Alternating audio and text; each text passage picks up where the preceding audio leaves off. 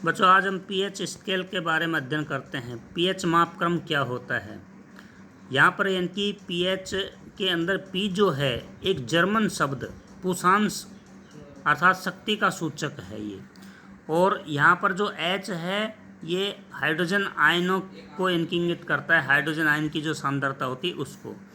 PH के अंदर H जो है हमेशा पी के घात के रूप में ऊपर लिखा जाता है, न कि नीचे तक आता है। अब आता है कि यदि अपन फॉर्मूला देखते हैं पीएच मापक्रम का, तो पीएच बराबर -log10 H पॉजिटिव, अर्थात ऐसे कह सकते हैं H पॉजिटिव क्या है, हाइड्रोजन आयन है, और ये इसकी सांद्रता को इंगित करता है। तो हाइड्रोजन आयनों की सांद्रता के ऋणात्मक लघुगणक के मापक्रम को ही पीएच स्केल कहते हैं। तो ये इसकी परिभाषा होगी। हाइड्रोजन आयनों की सांद्रता के घातांक को पीएच कहा जाता है, या हाइड्रोजन आयनों की सांद्रता के ऋणात्मक लघुगणक या लॉगरिथमिज्म के मापक्रम को पीएच स्केल कहते हैं। अब विलयन जो होता है, विलयन के अंदर इनकी जब जल के अंदर इनकी कह सकते हैं कि हाइड्रोजन आयन मुक्त नहीं रह सकते, ये जल के साथ में जलयोजित हो जाते हैं, और जलयोजित होकर के ना और क्या बनाते हैं, हाइड्रोनियम आयन बनाते हैं। तो यानी कि H पॉजिटिव प्लस में H2O इस रिएक्शन देन क्या हो जाएगा, H3O पॉजिटिव। तो pH बराबर क्या हो गया, -log10 H पॉजिटिव की जगह क्या रख देंगे, H3O पॉजिटिव रख देते हैं। तो अपन ऐसे कह सकते हैं हाइड्रोनियम आयनों की सांद्रता के ऋणात्मक लघुगणक के मापक्रम को ही pH मापक्रम कहते हैं।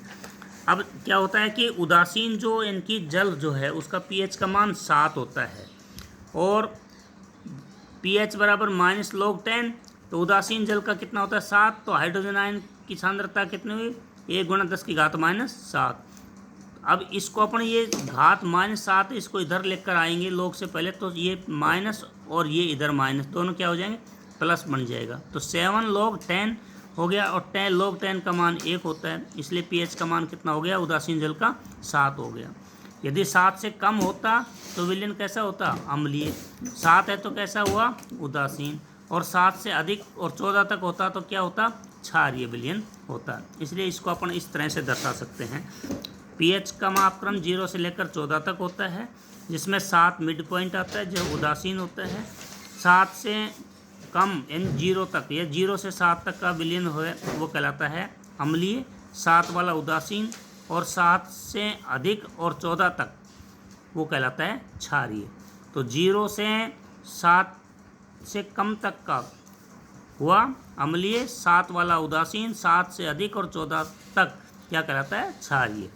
अब कौन सा अम्लीय है कौन सा क्षारीय, इसको अपन हाइड्रोजन और हाइड्रोक्साइड आयनों की सांद्रता से भी इनकी देख सकते हैं। हाइड्रोजन आयन है, देखिए इसकी सांद्रता यहाँ से 0 से स्टार्ट होती है, धीरे धीरे हाइड्रोजन आयनों की सांद्रता बढ़ती जा रही है। जैसे जैसे हाइड्रोजन आयनों की सांद्रता बढ़ती जाती है, वैसे वैसे इनकी क्या होता है, पीएच का जो मान है वो घटता चला जाता है। हाइड्रोजन आयनों की सांद्रता बढ़ रही है, पीएच का मान घट रहा है, अर्थात अपन ये कह सकते हैं कि यहाँ आने के बाद में ये क्या हो गया, उदासीन हो गया। यहाँ इनकी सर्वाधिक अम्लता पाई जाती है। ऐसे इनकी हाइड्रोक्साइड आयन की देखते हैं कि 7 से अधिक होती जा रही है, और इनकी 14 तक पहुँच गई है, तो इनकी क्षारीयता का गुण क्या हो गया, बढ़ता जा रहा है। हाइड्रोक्साइड आयनों की सांद्रता बढ़ने पर क्षारकता का गुण बढ़ता है। अब ये कुछ इनकी विलयन दिए गए हैं, कुछ पदार्थ दिए गए हैं जिनका पीएच का मापक्रम जो है, जैसे अम्लीय है, अम्लीय में जैसे हाइड्रोक्लोरिक अम्ल है, इसका इनकी पीएच का मान जो है 0 होता है, अर्थात सर्वाधिक अम्लीय है ये। जठर रस जो है, जो हमारे उदर में आमाशय में पाया जाता है, इसके पीएच का मान 1.2 से 1.4 तक होता है। दूध है, दूध का 6.4 से 6.8 के बीच में होता है। दही का 4.5 से 5.5 होता है। नींबू का रस है उसका 2.4 होता है। संतरा का 2.4 के इनकी लगभग इनकी पाया जाता है। टमाटर जो है उसका 4.5 होता है। ऐसे टमाटर के बाद में आता है सिरका जो है उसका 3 होता है। शराब का 2.8, मानव मूत्र का 4.8 से 8.4, सोडा वाटर का 7 से कम। अब ये उदासीन हैं, जैसे उदासीन के अंदर शुद्ध जल है इसका 7 होता है, ये उदासीन है। और ये लवण बन गया NaCl, इसका भी इनकी कितना होता है 7 ही होता है। क्षारीय विलयन जैसे NaOH इसका 14, रक्त है उसका मानव रक्त का 7.4 होता है।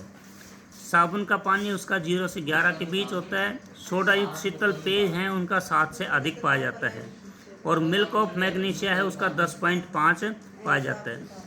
इस प्रकार हम कह सकते हैं कि कौन सा अम्लीय कौन सा क्षारीय है, उस हिसाब से हम इस pH मापक्रम के आधार पर इनको क्लासिफाई कर सकते हैं। अब pH मापक्रम जो है इसके कुछ इनकी दैनिक जीवन के अंदर उपयोग भी इनकी होते हैं। अब उपयोग क्या क्या हैं, उसमें पहला है उदर में अम्लता। ये तो आप सभी को पता है कि हमारा जो आमाशय है उसके अंदर जब अम्ल की मात्रा ज़्यादा हो जाती है तो जलन और दर्द होना शुरू हो जाता है। और उदर के अंदर उपस्थित इनकी जो जठर रस जो है उसमें भी हाइड्रोक्लोरिक अम्ल होता है, लेकिन इसकी निश्चित मात्रा ही आवश्यक है। निश्चित मात्रा से ज़्यादा हो जाती है तो इनकी जलन और दर्द होना प्रारंभ हो जाता है उदर में, और कम है वो भी पाचन क्रिया पर प्रभाव डालती है। तो इसलिए इनकी कहता है कि उदर में इसकी मात्रा बढ़ने पर उदर में जलन और दर्द होना शुरू हो जाती है। तो इसका उपचार क्या किया जाए, क्या हो सकता है, किसके कारण से हुई है, हाइड्रोक्लोरिक अम्ल की मात्रा के बढ़ने के कारण से हुई है। इसलिए अपन क्या करें, इस जलन और दर्द से राहत पाने के लिए दुर्बल क्षार जो हैं उनको काम में लेंगे, जिसे एंटासिड के नाम से जानते हैं। एंटासिड जैसे मिल्क ऑफ मैग्नीशिया है उसको काम ले सकते हैं, इनो वगैरह जो है वो काम में ले सकते हैं, है ना। या फिर मान लो कि मीठा सोडा है थोड़ी सी मात्रा में, वो काम में ले सकते हैं। तो ये बढ़ी हुई अम्ल की मात्रा उदासीन हो जाएगी और जलन और दर्द है वो कम हो जाएगा। अब आता है दंत क्षय। दंत क्षय क्या कहलाता है, दांतों का टूटना। हमारे इनकी जो मुख जो है, मुख के pH का मान होता है 6.5 के लगभग पाया जाता है, 6.5 के लगभग होता है। लेकिन जब हम खाना खाते हैं उसके बाद में मुंह को साफ नहीं करते हैं तो हमारे मुंह के अंदर जो बैक्टीरिया जो हैं, दांतों के बीच में जो भोजन के कण इनके रह जाते हैं उनसे क्रिया करते हैं और अम्ल बनाते हैं। और ये अम्ल जो है ये pH के मान को कम कर देता है। इसका मान यदि मान लो कि 5.5 से कम हो जाता है तो ऐसी स्थिति में जो दांत के ऊपर एक कठोर आवरण पाया जाता है जिसकी वजह से दांत मजबूत होते हैं, तो वो कठोर आवरण है वो इनकी उसका क्षय होना प्रारंभ हो जाता है, हटना प्रारंभ हो जाता है।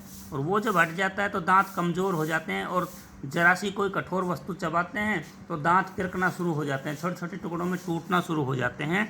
इसे ही हम दंत क्षय कहते हैं। इसलिए उपचार क्या है इसका, तो भोजन के बाद में आप दंत मंजन करो या क्षारीय विलयन से मुख की सफाई करो ताकि भोजन के कण दांतों में न रहें और बैक्टीरिया क्रिया कर करके ना और उसमें अम्ल उत्पन्न न हो सके। एक होता है कीटों का डंक है। जैसे मान लो कुछ कीट हैं जैसे मधुमक्खी है, चींटी है, मकोड़े हैं। ये जो डंक है, डंक के अंदर इनके कुछ इनकी एसिड जो होते हैं, फॉर्मिक एसिड पाया जाता है।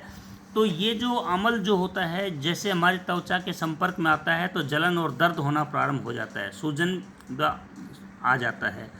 तो क्या करें, किसके कारण से इनकी सूजन आया, ये अम्ल की मात्रा के कारण से आया। इसलिए इसका उपचार यही है कि हम उस जहाँ पर डंक लगा है वहाँ पर दुर्बल क्षार लगा दें। जैसे मान लो कि भाई मीठा सोडा है वो लगा दिया, या मिल्क ऑफ मैग्नीशिया है वो लगा दिया, या फिर जैसे कोई भी दुर्बल क्षार जो है वो यहाँ लगा देते हैं तो उस अम्ल की मात्रा को उदासीन कर देता है, जलन दर्द है वो कम हो जाती है और सूजन भी धीरे धीरे कम होता चला जाता है।